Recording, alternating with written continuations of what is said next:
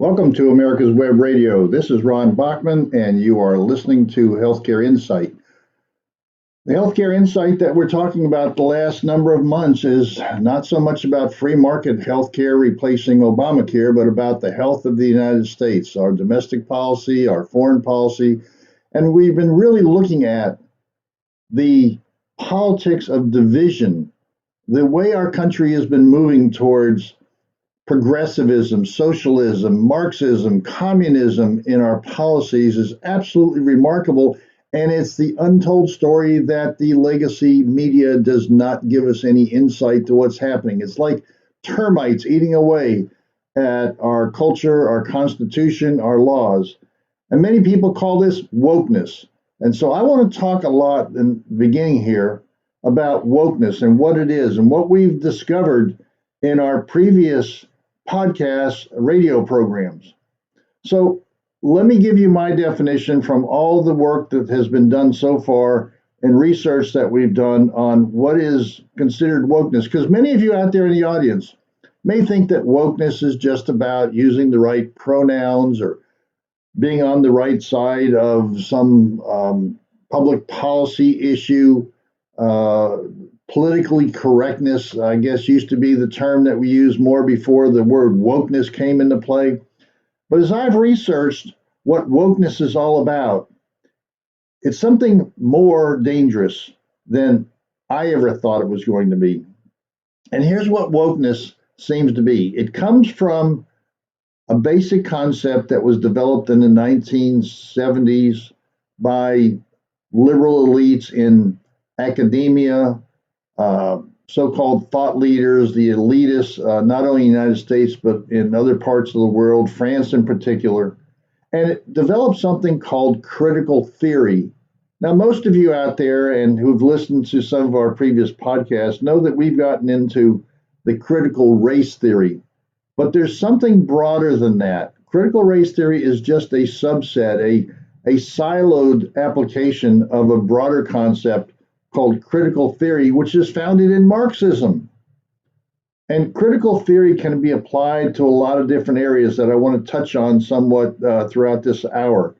It can be touched on and applied to education, where critical race theory is what we have seen more than anything else in the news lately, especially in the Virginia, Loudoun County, and the ultimate outcome of the election for governor of Youngkin, really relying heavily on the critical race theory in the education area. But critical race theory can be applied to finance, to voting laws, to medical delivery systems, and to business, and many other areas. And the basic core of critical theory is this idea of wokeness. So let me see if I can give you a clear definition of what wokeness is really all about. It's not just being politically correct. Wokeness is that it takes this Marxist idea under the critical theory concept and says that there are always going to be different groups that you are a part of, whether you're a female, a male. There can be conflicts between those two groups. There can be conflicts between the poor and the rich. There can be conflicts between black and white. There can be conflicts between gay and straight. There are all sorts of areas that you can create one group against the other group. And that's the whole idea of Marxism. The original Marxism was to create a conflict between the poor and the rich, the bourgeoisie and the proletariat. And that was going to create a revolution, a chaos, a conflict that would ultimately overflow whatever the current system was, whether it was capitalism or some other socialist, democratic system, whatever it was, in order to get ultimately to the Marxist governing structure, where you had a few people at the top telling everybody else in the world what they should do and where they should go, what they should think, what jobs they should have. Every aspect of human life under Marxism was going to be controlled by this central bureau. And so wokeness is the idea of recognizing these different groups and trying to create conflict and division among those groups. And in many of these groupings where the Marxist philosophy would see the potential for conflict, there was not as much conflict as they would like. So wokeness is trying to get those people who the Marxist philosophy believes are being oppressed, that they're the victims, but they don't know they're the victims. So in order to stir the pot, to sort of pull the scab off the wound, whatever it is, they try to educate the people that they believe are being oppressed and telling them that they're oppressed when maybe they didn't even know it. So they're trying to awaken that population that they're actually being oppressed, that there's systemic racism or whatever it is in the system that they didn't even know about or realize, but they ought to be angry about and be fighting against the other groups that are oppressing them. So they become woke. They never use the term awakened, but for some reason, they use the term woke, that people are woke in recognizing that they are being oppressed, that they're being suppressed, that they don't have the same opportunities. And it's not to help those people get ahead. The entire purpose of wokeness is to create division, to create conflict, to create anger and hatred among groups. That's why we have so much hatred going on in this country, because this philosophy has been going throughout our system. And that's the danger. So when people are complaining about critical race theory, they don't like the idea that if you're born black, you're supposed to be subjugated to the white culture, that you can't ever get ahead because these terrible white babies that are born that are next to you, because they're white in their birth, that they're automatically oppressors, that they have access to a system that you don't have. So that's the whole idea of division and hatred of the country, people who are patriotic versus people who are not, people who are religious and people who are atheists. Create any of these buckets of groups of people and pit one against the other so that you have everybody fighting. It's like a big food fight. Everybody's fighting against everybody else for some purpose. Now, you'll also hear the term sometimes used, intersectionality, which is sort of an inside baseball term, which makes very little sense to most anybody. But what intersectionality is that you are a member of several groups. You may be a female and you may be black. So you can be a victim for both of those. You could be a male and be black. So you can be an oppressor and you can be oppressed. So you get to choose what you want. That's why this whole idea as well fits in, that I get to decide who I am today. Do I want to identify as a black female? Well, I can do that. So now I can feel that I'm oppressed. So it goes on and on. So the danger that we're going through in this country is allowing this to continue, and we don't fully recognize what is really happening. Now, I want to talk a little bit more about an example of how crazy this critical theory can become. And because this is Healthcare Insight, I wanted to talk about the latest news about critical theory being applied to medicine. Now, one of the major organizations out there, the AMA, the American Medical Association, is recognized in the country as, the premier name and organization for doctors. The reality is it's only about 17% of all doctors, but they get most of their money by selling something called a CPT code. That is the coding system that doctors use to identify the diagnosis and treatment that patients receive, and they send that coding off to an insurance company, and the insurance company does a reimbursement based upon that code. Well, guess who buys that code and spends the most money on it? The federal government. The federal government really funds the AMA because it really doesn't get that much money from its member dues, because it's not that big a group in terms of the number of doctors that are members. But the federal government buys that system of CPT codes, that diagnosis coding system, and they apply it to Medicare and Medicaid, the two largest blocks of insurance in this country. So the federal government has a lot of control, and I am sure you will see the impact of the Biden administration and their control of the AMA in the material that I want to go through for the next few minutes, and probably carry over into the next session, because I see we're running out of some time. But I want to read the the introduction of the article, and then we'll get into it in more depth in the next section. But let me read from a news article right now. It says, the American Medical Association recently released a guide on advancing health equity that promotes how to fight for critical race theory. Now, isn't that amazing that somehow critical race theory gets put into the medical profession now? And that promotion of critical race theory includes a list of words not to say. So doctors aren't supposed to say certain words now. And they're equity-focused alternatives, and criticizes the concepts of meritocracy, individualism, and the free market. Now, isn't that just absolutely so remarkable? It blows your mind. Here's the American Medical Association puts out a document that supports critical race theory. What they're really promoting is this wokeism, or the broader term, critical theory, but they don't even know and understand it. They're just saying they're going to support critical race theory. But the things that they're against in this document from the American Medical Association is meritocracy. That's what our entire country is built on, that you get ahead based upon your skills and your education, your creativity.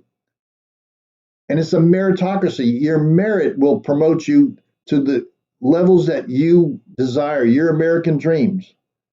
But it also says it promotes alternatives to individualism.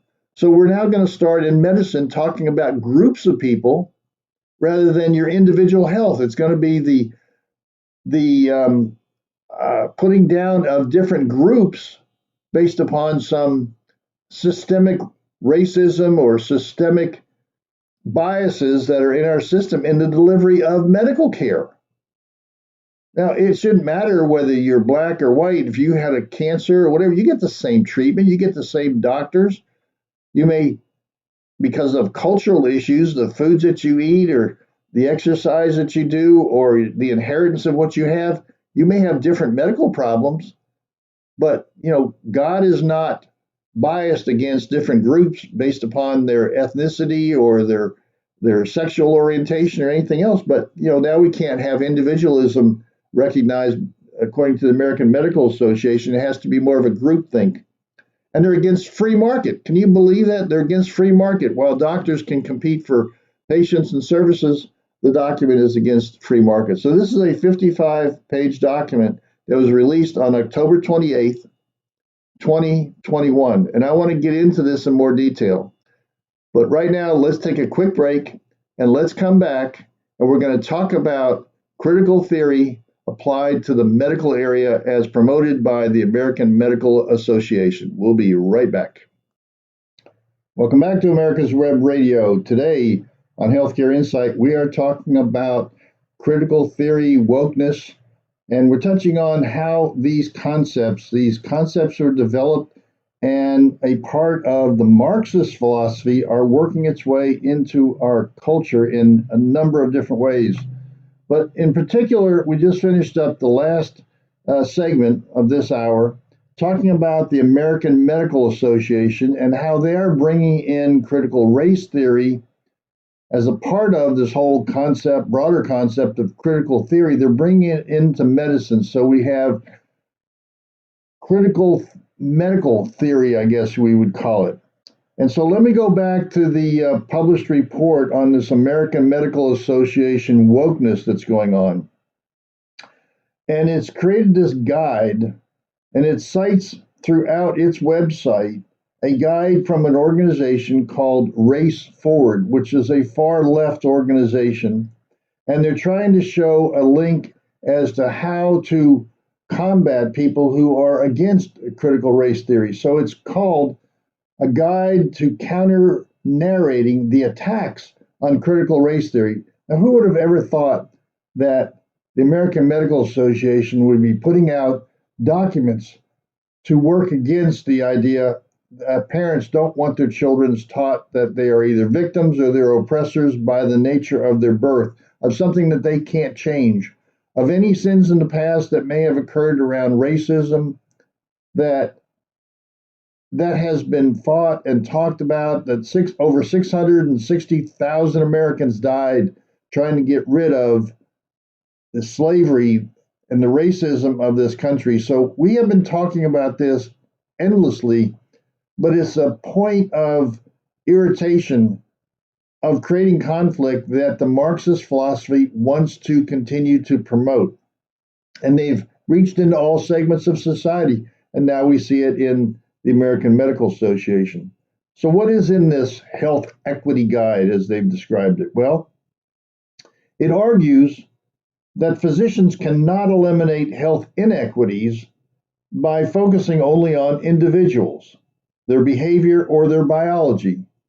Well, I thought that's what medicine was all about, treating individuals based upon their behaviors, their habits, and their biology. In other words, what they inherited maybe from their parents or grandparents in their own genes.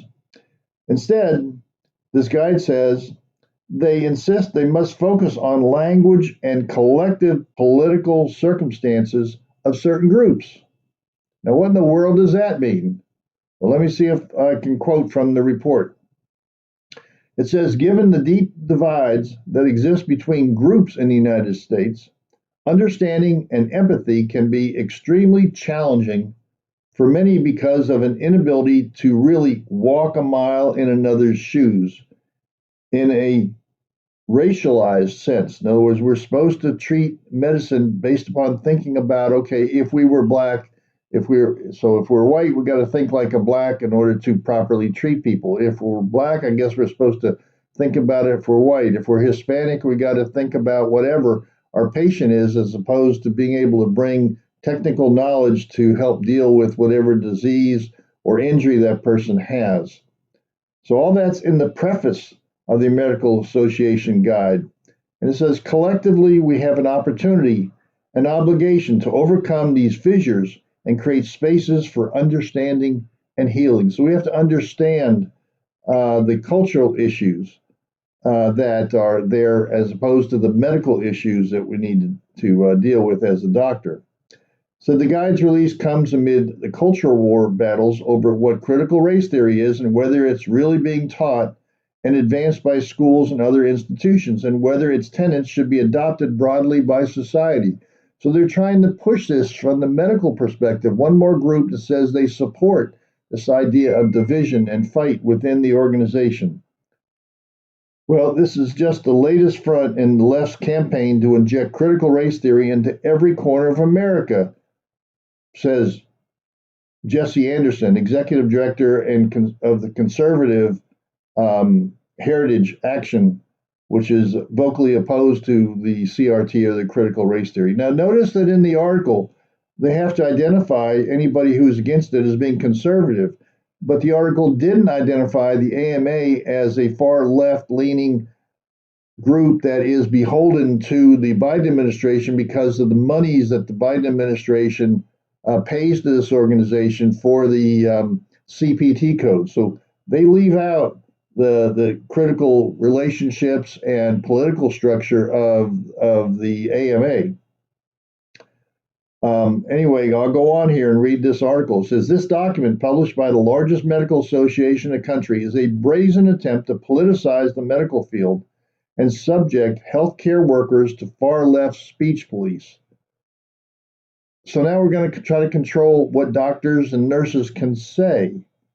And while the left continues to falsely claim that CRT isn't real, Americans are noticing what's happening, and they're fighting back. That's what happened in Virginia.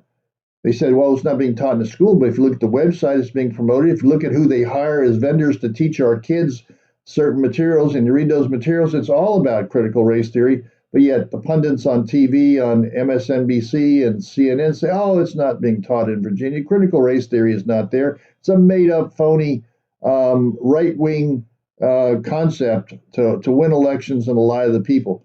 No, the American people aren't that stupid. The parents aren't that stupid, especially when it affects their kids.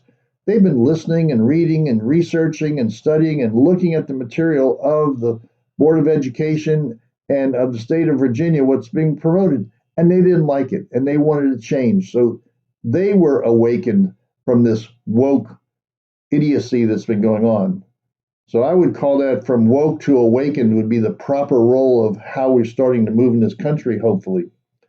But it says in here, Americans are noticing what's happening and they're fighting back. From the waiting room to the classroom, families are standing up to reject this racist ideology. So in medicine, it's infusing this whole racist idea that people get different care and get different treatment. If you go to Anderson Medical Center, MD Anderson in Houston, Texas, they don't care whether you're black or white. They're going to try to treat your cancer. So the AMA president, Gerald Harmon, explained the reasoning behind the guide in a blog post when it was released on October 28th, 2021. And here's what he says. As with science, our language must change and evolve over time based on new revelations and a deeper understanding. The dominant narratives in American medicine society reflect the values and interests of the historically more privileged socioeconomic groups. And who are those? White, heterosexual, able-bodied, cisgendered, male, wealthy, English-speaking, Christian, U.S. born, is what the president of the AMA says. These are the problem. This is the people who created the system, obviously to their own advantage, is what he's saying, and to the detriment and to the victimization of anybody who's not in those categories. So he goes on to say, these narratives, having been deeply rooted in value systems and ingrained in cultural practices that have given preference to the interests of society's most powerful social groups, those he just mentioned.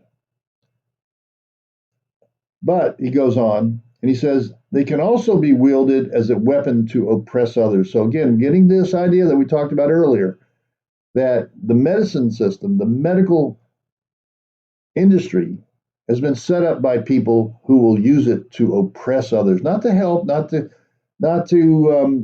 help with recovery, to deal with diseases, to give healthcare information, to provide recovery of people with various illnesses or diseases, but instead now the medical industry has been set up to oppress others.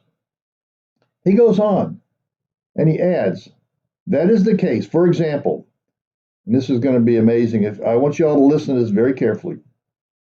With the use of adjectives that dehumanize individuals by reducing them to their diagnosis. Simply referring to a patient living with diabetes as a diabetic, or that unfairly labels groups of people as vulnerable to chronic diseases, while ignoring the entrenched power structures such as racism that have put them at higher risk. So now if you're diabetic, you're not allowed to be called diabetic. Or you're not allowed to tell people, I guess, that they're pre-diabetic so that you can, in fact, help them to keep from becoming a diabetic. So the AMA did not directly address these questions when looked at it more closely about why they're doing this. They just put out this guide. But a health equity narrative is what they're trying to describe here. I'll give you the craziness of this. A health equity narrative grounded in equity and social justice framework also would, here's what would happen, expose the political roots underlying apparently natural economic arrangements such as property rights, market conditions, gentrification, oligopolies, and low wage rates. That's a line from the guide. The equity guidance also dictates significant space to terms and phrases doctors should not use and suggests alternatives. Now, you're going to love this, audience, listening to this. The guide says doctors should not say low-income people have the highest level of coronary artery disease in the United States. Instead, it says doctors should phrase the same idea like this. Here's the example of what they should say rather than being diabetic or having heart conditions of low-income people. Instead, it says doctors should use phrases like this. People underpaid and forced into poverty as a result of banking policies, real estate developers gentrifying neighborhoods, and corporations weakening the power of labor movements, among others, have the highest level of coronary artery disease. So that's their alternative that they're putting out there. That if you have a health problem, it's not because of the poor choices you've made. It's not because of your diet, your lack of exercise, your family history, the vicissitudes of life, any accident that occurs to you. No, no, that's not what the problem is. They're saying this because you're underpaid and you were forced into poverty. That's why your diet isn't so good, because you were forced into poverty, not because you didn't go to school or get the right education or go out and get a job. You stayed relying on the federal government, but you were forced into poverty.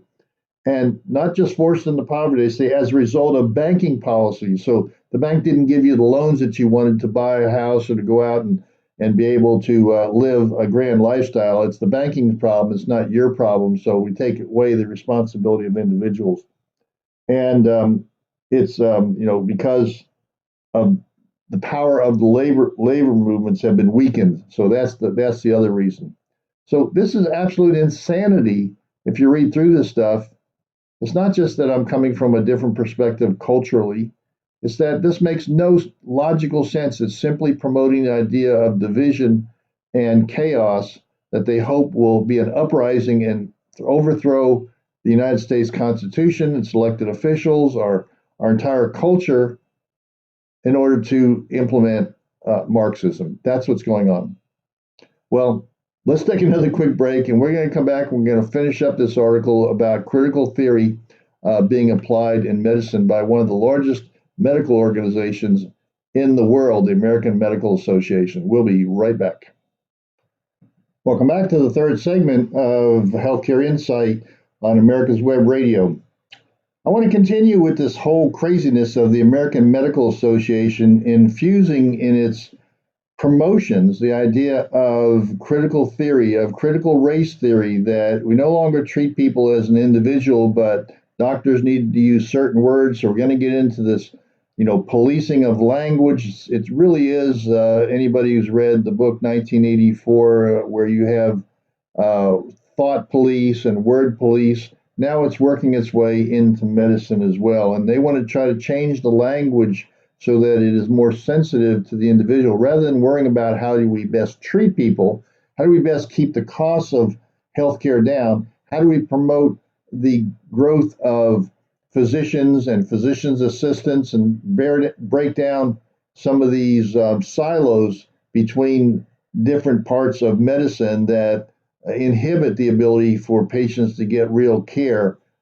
I always like to say that in your business environment, when you're going to meet somebody, you may have to sit in the reception area. But they don't call it a reception area in a doctor's office. It's called a waiting room for a reason, because you have to wait on the doctor. They're the ones in control, and there's not enough doctors, not enough healthcare providers, and so you have limited resources to even go to. If you can find a good doctor, if you can find a good cardiologist, if you can find a good orthopedist. But instead of worrying about the supply of doctors, because so many are retiring and leaving this crazy profession as it's developed, now we're adding a wokeness dimension to the medical profession that's going to drive even more people out.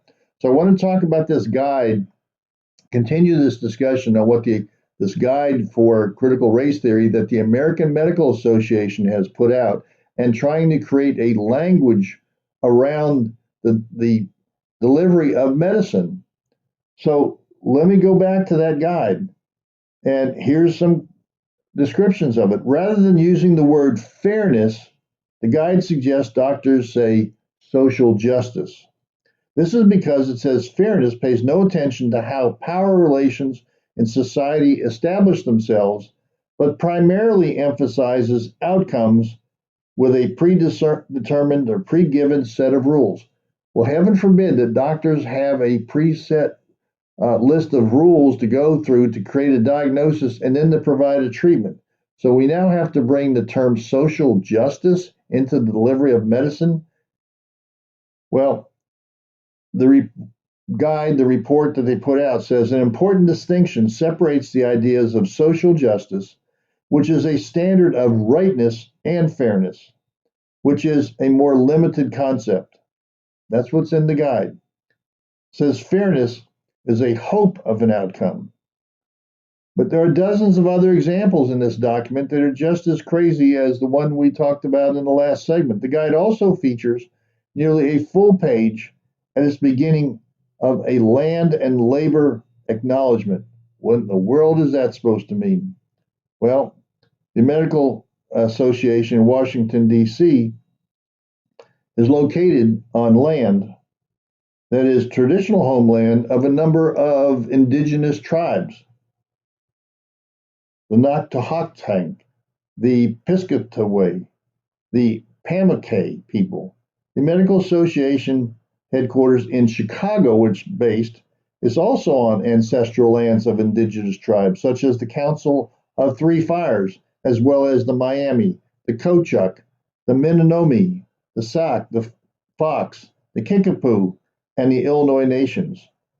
Gee, you think with this political correctness, this wokeness, that they'll give back that land, or they'll make very large donations of the money they're getting from the Biden administration to these tribes or to the ancestors of these tribes, to the extent that they are even there? Will they help them get off of reservations? Will they provide better health care for these individuals?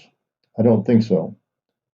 But the preface to this document says, and there's another medical association, the AAMC and the AMA, also acknowledge the extraction of brilliance, energy, and life for labor forced upon millions of people of African descent for more than 400 years. So now they're going to pick at the wound of slavery, which we had over 660,000 people die to try to defeat slavery in this country, and we moved forward to creating equal opportunities and voting rights. And all our laws have been changed to be sure that we try to eliminate the racism that had been in our country. Our founding fathers were against racism, against slavery, and they built into that document what ultimately allowed everybody to be treated equally, because we are all equal in the eyes of God. We are given our rights through God, and He doesn't look at us whether we're black or white or any of these other groups to give us those rights.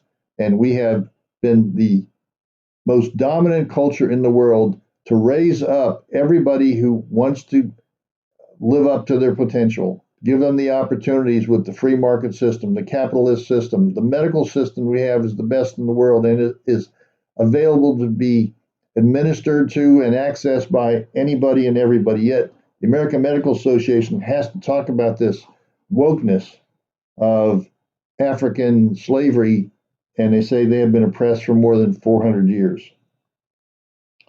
Well, the AMA is not the first major institution to back the critical race theory document from this company called Race Forward. The Philadelphia Federal Reserve System has been pushing it, so it's critical theory in the finance area as well, because it puts materials out and links to the same website of Race Forward that is an advocacy for the critical race theory. So critical race theory has become a major animating factor in American politics. And we talked about how it had the big impact on the Virginia governor's race. And maybe there's a turning point. Maybe we have gotten so far out to the left, so extreme, that people are actually beginning to see that this is not just a political correctness that's not going to affect my daily life. It's affecting the healthcare delivery system. It's affecting the financing system. It's affecting the banking system. And for some of you who may have listened to a previous podcast, in the banking system, the Biden administration is proposing the head of the banking system in the United States. That's the Bureau of Finance and Currency, I think is the name of it. Maybe slightly different than that right now.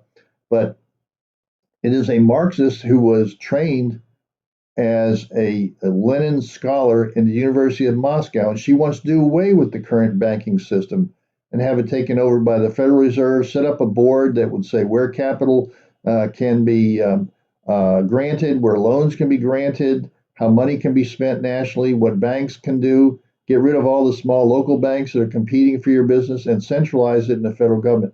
It is clearly a Marxist philosophy, and the Biden administration wants to do that. There's enough pushback, even by some Democrats. This person may never get in.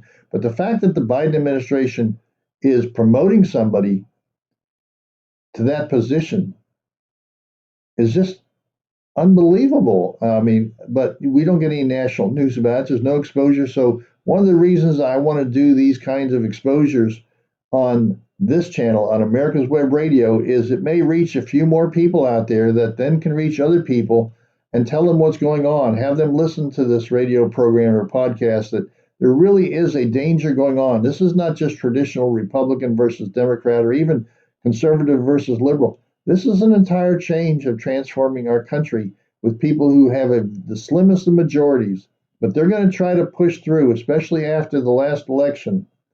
We're going to see people pushing even further. You know, there's a book out there that became popular during the Obama administration for understanding what was going on with that period of time, and it's called Rules for Radicals, written by Saul Alinsky, a Marxist. And what Saul Alinsky was saying, if you read his book, is that when you run into trouble, as typically would happen in our history, that we would look like we're going too far, he says, don't back off. Don't back off. Put your foot on the accelerator and go forward even faster. And that is what's happening after this, what otherwise would be an alarming election in Virginia, a repudiation of the critical race theory, a repudiation of this movement towards socialism and Marxism that's going on in this country. Instead, the Biden administration, which behind the scenes are people who are extreme left-wing liberals, if you want to call them that, progressive, socialists, Marxists, any of those would characterize most everybody, it seems like, that is behind the scenes and in the power of this Biden administration. They go forward even stronger. So the day after the election, for example, where the Democrats had been compromising down this second human infrastructure bill, as they call it, instead of trying to pare that down even more, questioning the value of it as it creating greater levels of inflation and greater levels of concern that the government is getting more and more into debt. Instead, what did Nancy Pelosi do? She added a bunch of stuff back into the bill that had been taken out the previous week. So instead of slowing down even more, they put the foot on the gas pedal, just like Alinsky says, and now they're going to go forward with even more. So don't be surprised if you hear more and more stuff being put back into that bill, because this is going to be the last chance. They got 1 year left to try to get everything they can with the slim majorities they have. And it's only 2 senators that are holding this up right now from a Democrat onslaught of socialist Marxist policies, and that's Senator Joe Manchin and Senator Sinema from Arizona. And if they fall by the wayside, there's nothing stopping the socialist Marxists from what they would like to see done and how they would like to take over this country. So, folks out there listening to this, I hope I have given you in these first few sessions an insight as to how this country is moving, the dangers of how they're moving, and what's happening behind the scenes in many of the nominations and the creation of an infrastructure and people who are embedded, sometimes with lifetime positions, sometimes they're going to be in the bureaucracy, and it's very hard to fire people from the federal government. So once they're in there, once they're ingrained in the system, they have the ability to write regulations, they have the ability to make people do what they want to do, and there's no law necessarily behind them, because the power of the money that's allocated by Congress gets put into the bureaucracy, and it's the bureaucracy that ultimately spends the money, writes the rules and regulations, and determines where federal grants go and where all this money is directed. And that's why people out there living their own lives, doing their own thing for their families, trying to create, a good career, a job, trying to get their kids through school, have a nice house, be sure the kids are properly fed and dressed and all those things. We don't have time in general. You don't have time, listeners out there, to get into all these details, but hopefully you'll spend a few minutes listening to podcasts like this to give you the insights.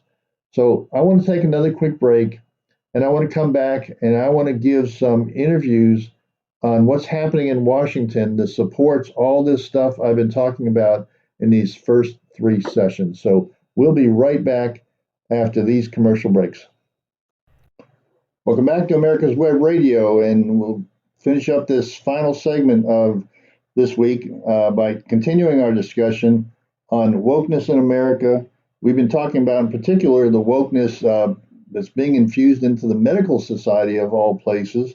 It doesn't seem necessary or appropriate, but the American Medical Association has come out with a new guide on how to promote critical race theory, or how to at least counter arguments that are against it, and you got to ask yourself why. Well, follow the dollars. The American Medical Association gets millions and millions of dollars from the federal government. So the Biden administration has a leverage over them to come out with concepts that support what the Biden administration wants the public to have to be controlled with. And one of them is critical race theory, language. And so, sure enough, the Medical Association put out a guide that tells doctors the kind of language they should use when treating patients and supporting the whole idea of critical race theory. Well, I want to turn in this final segment to a couple of items. The first, I want to talk to one of my favorite, very smart people, Victor David Hanson. And I want to talk to him and ask him the question about what will all this woke world look like as we go forward? So, Professor Hanson, what is your thought? Where's all this leading? And what's going to happen in future years as we continue to go down this idea of wokeness if we don't actually reverse it? What do you think is going to happen? I don't think anybody knows, but it's based on a lot of dubious assumptions. One is that merit never was really important, that it was just a construct. So if you want half of the new pilot training candidates at United based on race, it won't matter. Or if you're going to arbitrarily restrict half the white population that gets into Harvard or Yale, it didn't matter. Or if you're going to lower bar standards, they were too high anyway. And that's an experiment. We'll see what happens.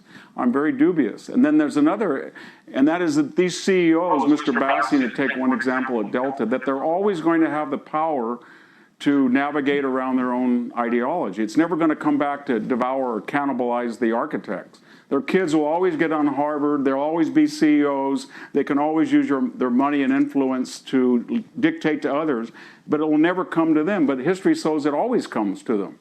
That's what the Bolsheviks told us, the Jacobins. They're in the target too, but they think their money and their privilege will protect them. They think that 70% of the population who wants borders secure, who wants a voter ID, who supports oil and gas exploration and doesn't want race to adjudicate admissions and hiring, that they're quiet, they're sober, they're passive. They'll never rise up. The 30% who are woke and they control Silicon Valley and entertainment and Wall Street and the corporation, they're what they have to be afraid of. Yeah. And I don't think that that's necessarily right either.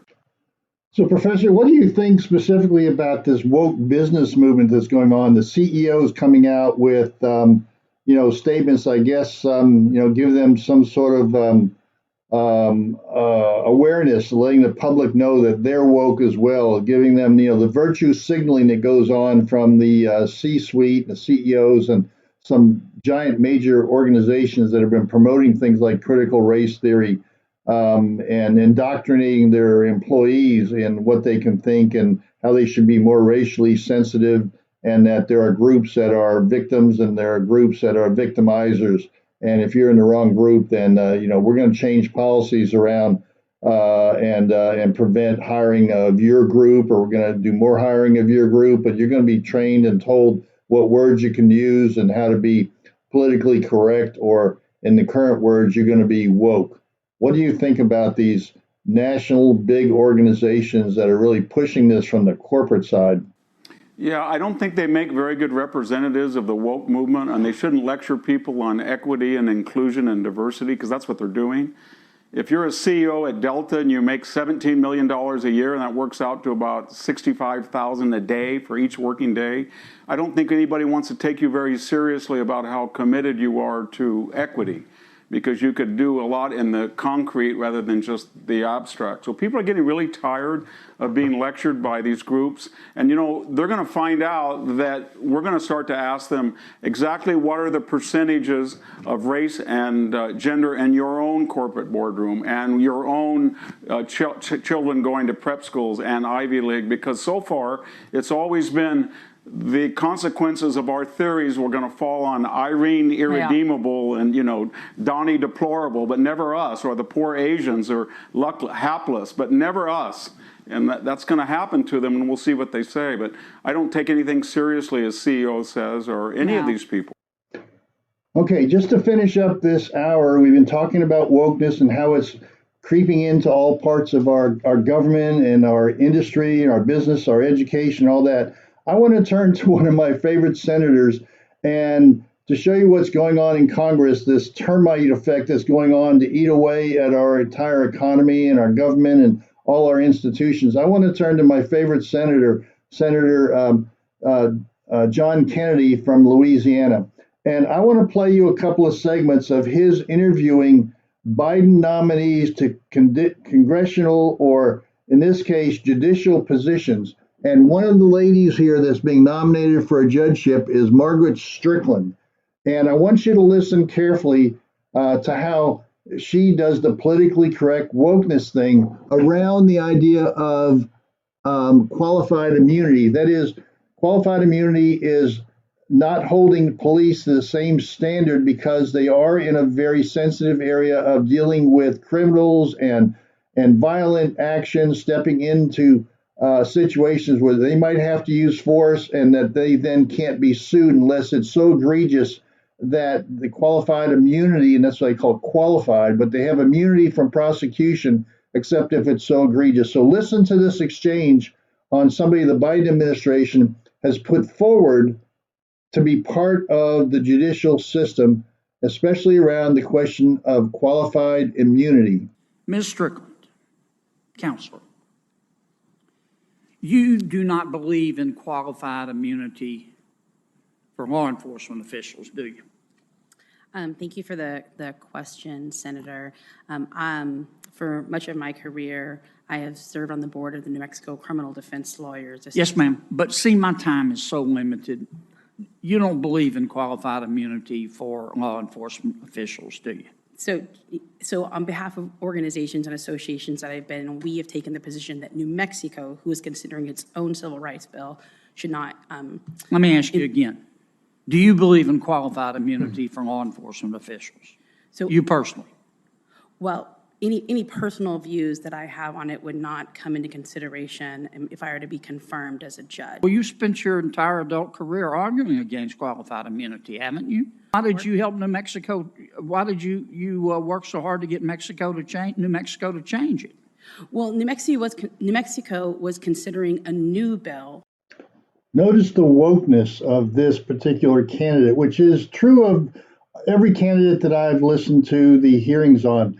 They won't answer the question. They say, yeah, I may have been working on that as a private citizen, or I wrote a document when I was a professor, but that won't come into play with my judgments as on the seat or the nomination for the position I'm in. It's all being able to lie yourself around getting nominated and then being voted in by the Democrats. It'll be all Democratic votes to get these people in. But if you want to talk about wokeness, this is a classic example. They won't answer the questions, but you know what they've been doing in the past, and it's going to influence their judgments when they're on the seat of a judiciary appointment. Let's listen to another one of these candidates, and you'll see the pattern develop. You know what systemic racism is. I mean, it comes up every day now in America. And do you believe that the federal judicial system is systemically racist? Well, Senator... You've been a part of it. I'm just trying to get an answer. Do you believe it's systemically racist? Senator, that's a question I cannot answer. You're a sitting federal judge right now? I am a sitting federal judge. How long have you been a federal judge? 20 years. And you've heard these allegations that all our institutions are systemically racist, and after 20 years you haven't drawn an opinion? But you don't have an opinion about whether the federal judicial system is systemically racist after 20 years? Senator, I have to say no. Wait, let me understand your answer. You think it's not systemically racist, or you don't have an opinion? No, I don't have an opinion. After 20 years? That is correct. And you want to be on the Court of Appeal? Senator, yes. Okay. Notice the obfuscation, the lack of answer to a very simple question, and the way they are coached, as every administration does, but it's just so blatant here with the Democratic administration making these nominations, knowing what their history was. That's why they got the nomination. They knew how they would rule, and they're ultimately on the court, that they were woke nominees. So let's listen to a final one here for the judiciary. a Mr. Sanchez and how Senator Kennedy really hones in on some basic questions that he won't answer. I just want to try to understand the way you think and what your beliefs are. When, in your opinion, does life begin? Well, Senator, from my reading of Supreme Court precedent. No, sir, I'm not interested in the law. I'm interested in you. I want to get to know you. You're going to be on the Court of Appeal if you're confirmed. When, in your opinion, does life begin? Are you going to answer my question? Respectfully. Have you thought about it? About when life begins? Yeah. Yes. And what did you conclude? I conclude that as a judicial nominee and a sitting judge, I would not want those views to weigh into how I approach cases, and I would follow Supreme Court precedent and its guiding precedent. All right, I get it. Let me ask you your thoughts on another subject. Biologically, how many sexes are there? As I understand it, there are different views on that topic. I'm not asking about a case. I'm asking about you. Biologically, in your opinion, as a thinking adult, how many sexes are there? Senator, as I said before, my own personal views, I don't want them to enter into my role as a judge. I'm asking you personally. Biologically, how many sexes are there in your opinion? I would give the same answer as before. Have you thought about it? I have. Okay. What was your conclusion? That it is a matter of importance and debate in our society today. And while I have my own personal views about it, my role as a judge is to apply the law and precedent and let the arguments and facts speak for themselves. Okay, let me wrap this up. We've been talking about wokeness, the politically correct administration nominees that are going in, how this country is being changed with termites just eating away at our Constitution, being put into the bureaucracy, being put into the judiciary, across the country, being put into education, into colleges, into the media that we see in the movies, et cetera, et cetera. These are just three examples I wanted to pull out and to sort of cap off this hour's presentation on wokeness taking over. This is happening to our judiciary. You notice the verbal jujitsu. They're not giving the truth as answers because they're afraid to, because if they do that, they will not get the nomination. But the Biden administration has coaxed them, said don't provide any answers directly, always use precedent that you'll follow, always talk about that your personal opinions don't matter anymore once you're on that judge's seat. So this is what we're getting from the Biden administration. Far left radicals covered with wokeness.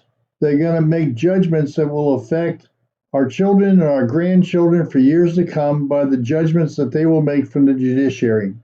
I hope you've learned a lot today, and I hope you've been exposed to the ideas of craziness that's going on in our country. Join us again next week for Healthcare Insight when we'll continue to delve into these important topics.